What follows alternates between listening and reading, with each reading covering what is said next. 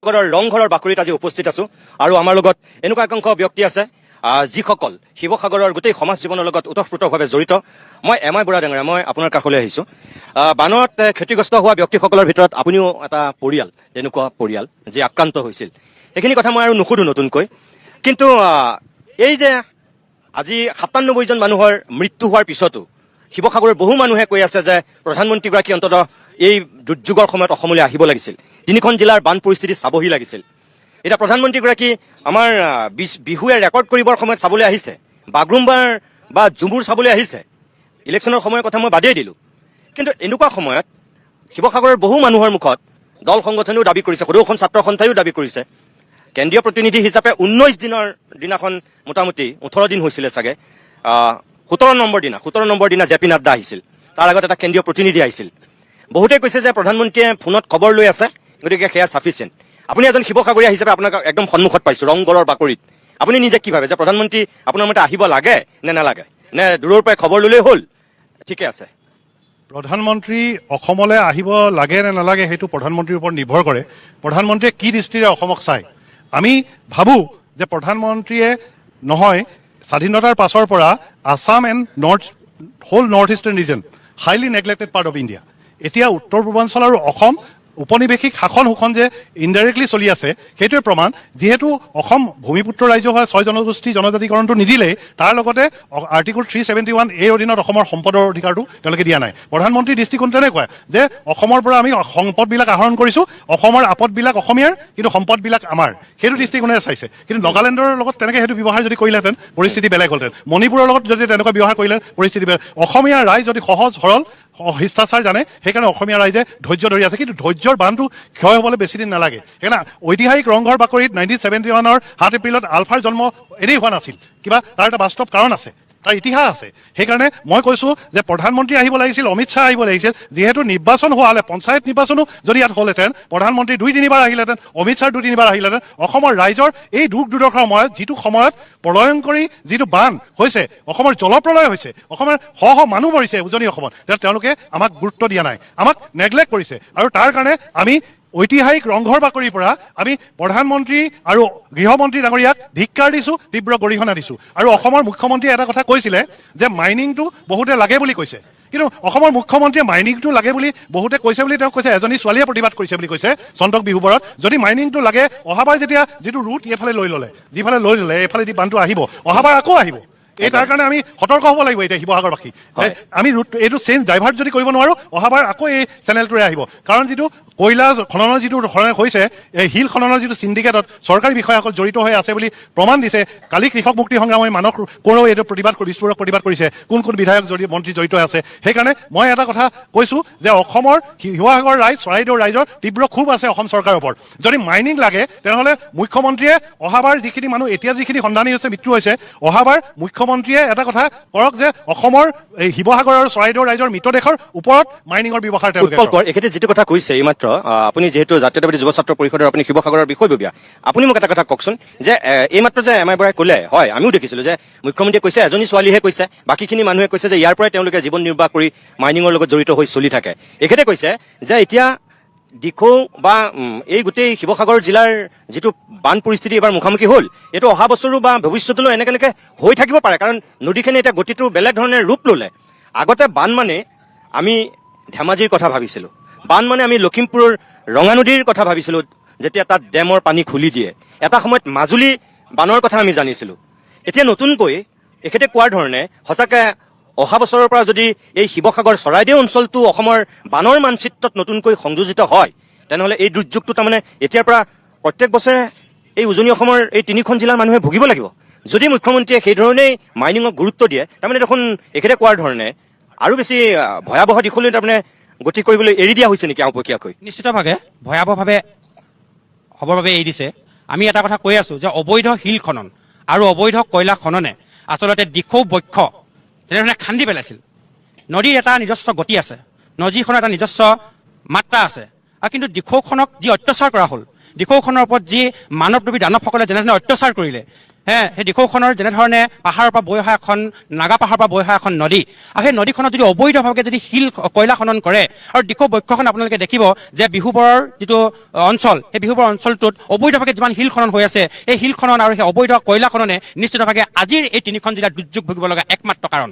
আমাৰ যুৱ ছাত্ৰ পৰিষদে দাবী জনাইছো যে অনতিবিলম্বে অসমৰ মুখ্যমন্ত্ৰী ডাঙৰীয়াই এটা উচিত তদন্ত দিয়ক যে কোনে দিখৌ বক্ষ খান্দিছিল, কোনে অবৈধভাৱে শিল খনন কৰিছিল, কোনে অবৈধভাৱে কয়লা খনন কৰিছিল। যদি মুখ্যমন্ত্ৰী ডাঙৰীয়াৰ সৎ সাহস আছে তেনেহ'লে উচিত তদন্ত দি এই যে অসমৰ 3খনকৈ জিলা, উজনি অসমৰ 3খনকৈ জিলা বানাক্ৰান্তত মানে আজি বকাই থাকিব লগা হৈছে, মানুহৰ দুৰ্ভিক্ষৰ সীমা সংখ্যা নাইকিয়া হৈ গৈছে, 100জনৰ ওপৰত মানুহৰ মৃত্যু হৈছে, কিমান পশুধনৰ মৃত্যু হৈছে, আমি এটা অলেখ মানে এটা সীমা সংখ্যা নাই। ইমান এটা দুৰ্যোগৰ মুহূৰ্তত যদি মাননীয় মুখ্যমন্ত্ৰী মহোদয়ে যদি কৈ দিয়ে অকল এজনী ছোৱালীয়ে যদি প্ৰতিবাদ কৰিছে বুলি কয়, নিশ্চিতভাৱে এইটো কথা নহয়। যে আমি ছ'চিয়েল মিডিয়াতো আমি দেখি আছো, আমি নিজেও তাত প্ৰত্যক্ষ কৰিছো যে অবৈধ শিল খনন আৰু অবৈধ কয়লা খননৰ কাৰণে আচলতে আজি আমি 3খন জিলাত দুৰ্ভোগ ভুগিব লগা হৈছে। আৰু যদি হয়, যদি এইটো তদন্ত নকৰে আৰু ইয়াৰ যদি উচিত ব্যৱস্থা নলয় আৰু দিখৌ যদি শক্তিশালী বা মাথাউৰি নিৰ্মাণ নকৰে, নিশ্চিতভাৱে এই যে ধেমাজি লখিমপুৰৰ ফালে যি বান বিভীষিকাময় পৰিস্থিতি প্ৰতি বছৰে প্ৰলয়ংকাৰী বান আহে, নিশ্চিতভাৱে শিৱসাগৰ, যোৰহাট আৰু চৰাইদেউ আমি 3খন জিলাই নিশ্চিতভাৱে প্ৰতিটো বছৰে প্ৰলয়ংকাৰী বানত ভুগিবলগীয়া হ'ব।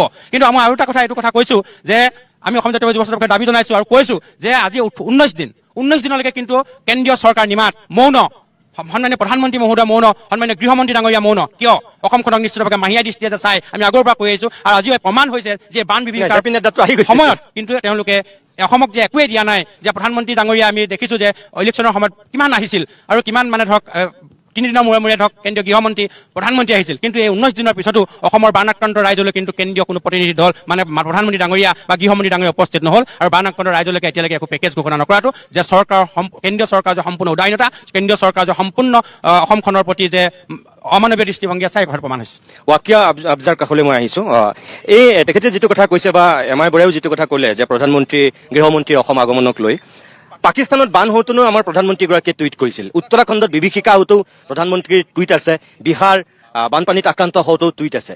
আপুনি যদি চাই তেনেহ'লে দেখিব যে আমাৰ বানৰ এই বিভীষিকাক লৈ প্ৰধানমন্ত্ৰীগৰাকীয়ে কিন্তু একো এটা টুইটেই কৰা নাছিল। আমাৰ অসমৰ সাংসদসকলে যেতিয়া তেওঁক সাক্ষাৎ কৰিছিল যিদিনাখন, বিজেপিৰ গোটেই সাংসদখিনিয়ে, সেইদিনাখনহে সেই সাংসদসকলৰ লগত বহা তেওঁ বৈঠকখনৰ ফটো দি পেলাইহে অসমৰ বানৰ কথা তেওঁ অৱগত কৰিছিল। তাৰ বাহিৰে কিন্তু তাৰ আগলৈকে সাধাৰণতেই যিকোনো ক্ষেত্ৰত তেওঁ টুইট কৰে বা অসমৰ আনকি বিহুকো তেওঁ অসমবাসীক উইচ কৰে, বানৰ সময়ত কিন্তু তেখেতে সেইটো পদক্ষেপ লোৱা নাছিল। কোনোবাই হয়তো ক'ব যে টুইট কৰিলেই সমস্যাটো সমাধান হৈ যায় নেকি, সেইটো কথা নহয়। কাজিৰঙালৈ আহি যেতিয়া ৰাতি থাকি তেওঁ কাজিৰঙাৰ গড়ৰ লগত বা হাতীত উঠা ফটো এখন, বা নিৰ্বাচনৰ সময়ত যেতিয়া কোনোবা চাহ বাগানৰ মাজত আহি বনোৱাৰ লগত যদি তেওঁ চাহ তোলা এখন ফটো তেওঁ যেতিয়া ছ'চিয়েল মিডিয়াত দিয়ে, গোটেই পৃথিৱীয়ে গম পায়।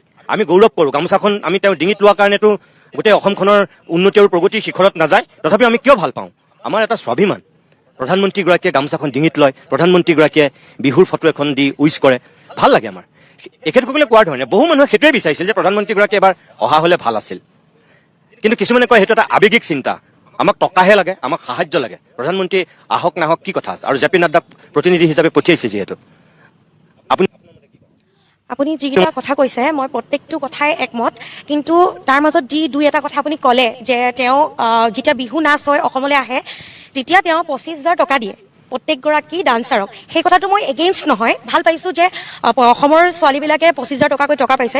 কিন্তু তাত মোৰ এটা পইণ্ট আছে যে বানপানী এবুকুলৈকে ডুবি যোৱা লোকসকলে কিয় 15,000 টকা পাইছে, তেওঁলোকৰ কাৰণে পইচা কিয় কম আহিছে? যি 15,000 টকা তেওঁ দিছে তাতো দুৰ্নীতি। 15,000 টকাটো দুৰ্নীতি, লগতে যি 5 কেজি 4 কেজি চাউল আহিছে ৰাইজৰ নামত তাতো দুৰ্নীতি, দাইল দিছে, আধা লিটাৰ মিঠাতেল দিছে, তাতো দুৰ্নীতি হৈছে। ঠিক আছে, মই ইয়াত বহুত জ্যেষ্ঠ লোক আছে, মণিদাহঁত আছে, তেওঁলোক বহুত জ্যেষ্ঠ মোতকে, কিন্তু মই তেনেকুৱা তেওঁলোকৰ সমান একো কাম কৰা নাই। মই কিন্তু তাৰ মাজতো আজি তেওঁলোকৰ মাজত বহি 2 এষাৰ কথা ক'ব পাৰিছোঁ, মই বহুত প্ৰাউড ফিল কৰিছোঁ। আৰু মই আজি ইয়াত আহিলোঁ বা মোক আপোনালোকৰ লোকসকলে ফোন কৰি মাতিলে, হয়তো বহুজনে নাজানে, মই ক'ব বিচাৰিছোঁ যে যেতিয়া মোৰ অঞ্চলটো যে শিৱসাগৰ জেঙনিকটীয়া টাউনৰ মাজমজিয়া এটা অঞ্চল, কোনো গাঁৱৰ চুকৰ অঞ্চল নহয়, যোনটো জেঙনিকটীয়াত এম আই বৰা ৰোডত SP অফিচ আছে, 200-300 মিটাৰ দূৰত মোৰ ঘৰৰ ভিতৰত এবুকুলৈকে পানী, মোৰ ঘৰৰ অঞ্চল গোটেই প্ৰত্যেকজন ব্যক্তি বানত ডুবি আছিল। তেতিয়াত আমি তাত দুই এখন NDRF SDRFৰ নাও দেখিছিলোঁ। তাত আমি তেওঁলোকৰ ওচৰত গৈ যেতিয়া সহায় বিচাৰিছিলোঁ, তেওঁলোকে আমাক কৈছিলে যে আপোনালোকৰ এৰিয়াটোৰ কাৰণে আমাক এলট কৰা নাই। তেতিয়া তেখেতক মই প্ৰশ্ন কৰিছিলোঁ যে আপোনাক ক'ৰ কাৰণে এলট কৰিছে আৰু তেতিয়াহ'লে আপোনালোকে ইয়াত নাওকেইখন কিয় থৈছে।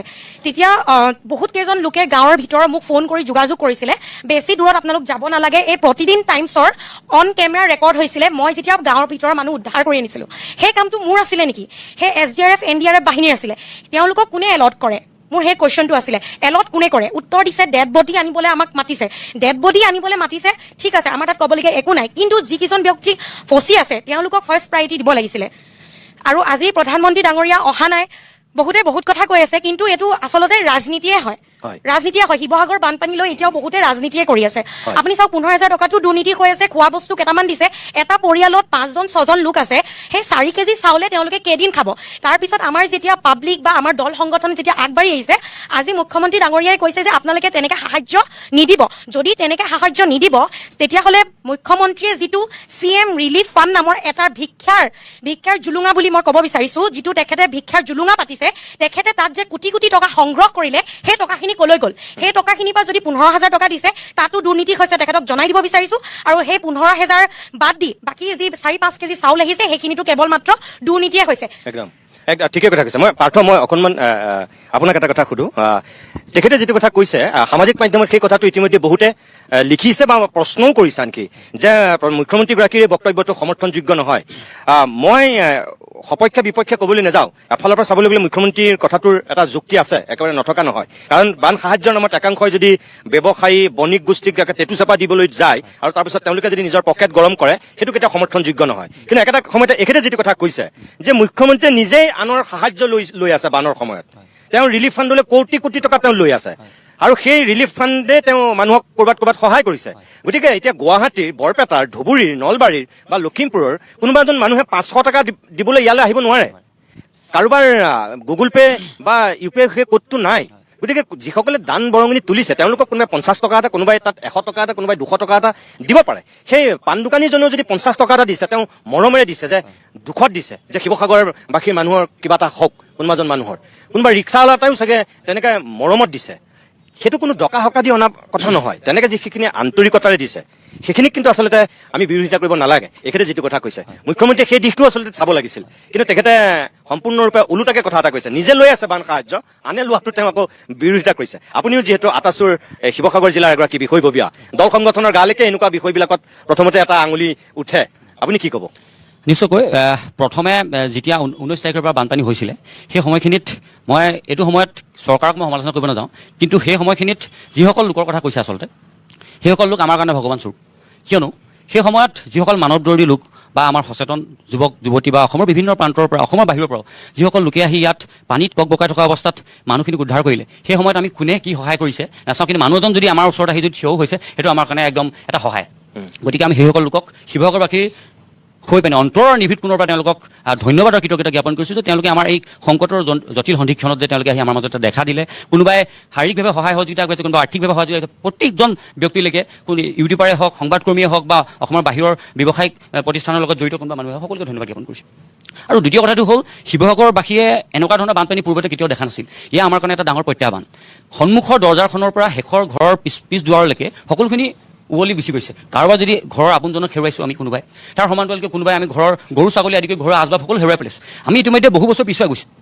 এনে জটিল সন্ধিক্ষণত এতিয়া বৰ্তমানে আমাক যথেষ্টখিনি শিকাইছে, কিন্তু ভৱিষ্যত দিনটোক লৈ আমাৰ প্ৰশ্ন আহিছে। ভৱিষ্যত দিনটোক লৈ আমি শংকিত হৈছোঁ। এইকাৰণে শংকিত হৈছোঁ যে আমি দেখিছোঁ, উপৰোক্ত বক্তাই ইতিমধ্যে কৈছে যে শিৱসাগৰে যদি প্ৰতি বছৰে এনেধৰণে যদি বানে এনেকৈ গ্ৰাস কৰে শিৱসাগৰ অঞ্চলটো বা চৰাইদেউ অঞ্চল, তেতিয়াহ'লে আমাৰ শিৱসাগৰবাসী এই দুৰ্দশা কেনেকুৱা এটা পৰ্যায়লৈ অতিক্ৰম কৰে তাক লৈ প্ৰশ্ন হৈছে। গতিকে আমি সন্মানীয় মুখ্যমন্ত্ৰী মহোদয়ক এটা প্ৰশ্ন কৰিছোঁ ইয়াৰ পৰা, যে 1950 আৰু 1960 চনতেই শিৱসাগৰৰ দিখৌ নদী মথাউৰি কাম নিৰ্মাণ হৈছিল, কিন্তু তাৰ পৰৱৰ্তী পৰ্যায়ত এতিয়াও বহু ঠাই শিৱসাগৰ দিখৌৱে হওক বা আপোনাৰ দিচাঙেই হওক, বহু ঠাই উন্মুক্ত অৱস্থাত আছে, যিবোৰ মথাউৰি নামত মথাউৰি আছে, মানে কোনো কাৰণতে তেওঁ সেই মথাউৰিসমূহ শক্তিশালী ৰূপত নাই। সেই মথাউৰিসমূহে ভৱিষ্যত দিনত কেতিয়াও শিৱসাগৰবাসীক সুৰক্ষা প্ৰদান কৰিব নোৱাৰে। গতিকে কাইলৈ যদি আকৌ এটা বানপানী আহে, গতিকে চৰকাৰৰ ইয়াত এটা দায়িত্ব আছে। চৰকাৰে সেই দুৰ্বল হৈ থকা মথাউৰিসমূহ পুনৰ নিৰ্মাণ কৰিব লাগিব।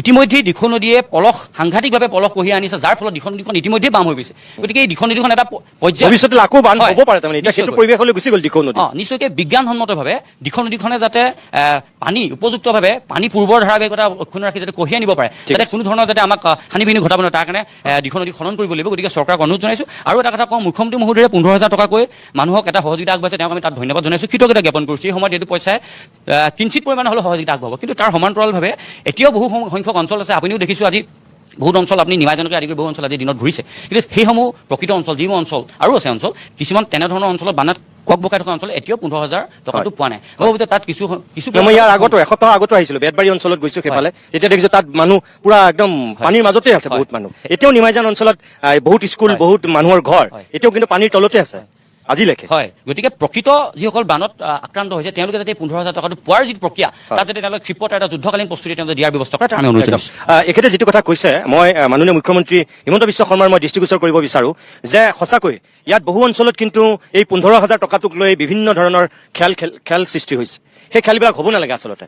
পাবলগীয়া মানুহে নাই পোৱা আৰু নাপাবলগীয়া মানুহ কিছুমানে পাইছে, যিটো কথা আপুনিও স্বীকাৰ কৰিছে। আৰু ইয়ালৈ আহি গ্ৰাউণ্ড জিৰ'ত আমি সোমাই যিটো দেখিছোঁ, সঁচাকৈ হৈছে সেই কথাটো। নিমাইজান অঞ্চলৰ আজি বহুত শ মানুহক লগ পাইছিলোঁ, সেই মানুহখিনিয়ে এনেধৰণৰ সাহায্যৰ পৰা বঞ্চিত হৈ আছে। কিন্তু তেওঁলোকৰ চকুৰ সন্মুখতেই কাৰোবাৰ অঙহী বঙহী, কাৰোবাৰ ৰাজনৈতিক পৃষ্ঠপোষকতা পোৱা একাংশ মানুহে কিন্তু এই সাহায্যটো পাইছে। বানৰ সময়ত এইবিলাক হ'ব নালাগে, ৰাজনীতি হ'ব নালাগে, কংগ্ৰেছ বিজেপি অজাপৰ ৰাইজৰ দল এইবিলাক হ'ব নালাগে। ধনী দুখীয়া সকলোৰে কাৰণে বান আহিছে, বানে সকলোকে একাকাৰ কৰি লৈ গৈছে, আৰু এইখিনি সময়ত সেই বানাক্ৰান্তসকলক সমদৃষ্টিৰে চোৱাটোহে সকলোৱে কাম্য হোৱা উচিত।